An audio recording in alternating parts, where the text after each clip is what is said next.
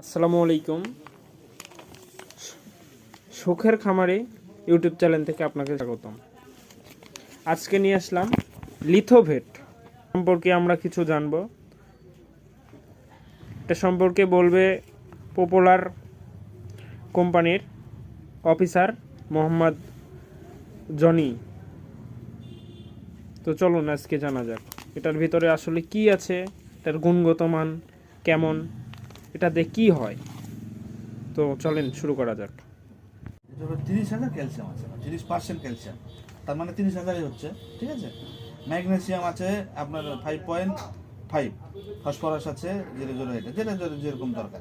এই যে আমাদের এই লিথোভেট আপনার এই গবাদি প্রাণীর যে মেন সমস্যাই কিন্তু অ্যাসিডোসিস, প্রত্যেকটা প্রাণী।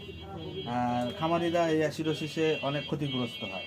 এই অ্যাসিডোসিস হলে কি হয়, আপনার হলো হাইপার টেনশন হয়, তারপরে আপনার ডিপ্রেশন হয়, ঠিক আছে, তারপরে ডিহাইড্রেশন হয়, তারপরে আপনার হলো অ্যাসিডোসিস তো আছেই, তারপরে মিল্ক ফিভার হয়, কিটোসিস হয়।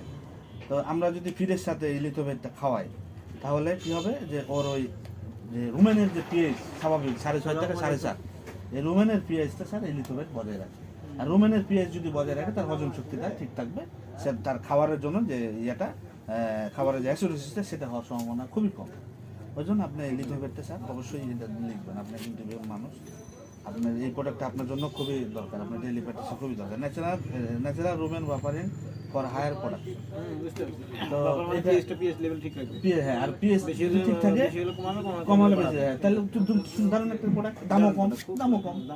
জি, এটা দাম আপনার না 650 টাকা এক কেজি এমআরপি, কেনা পরে কম পড়ে।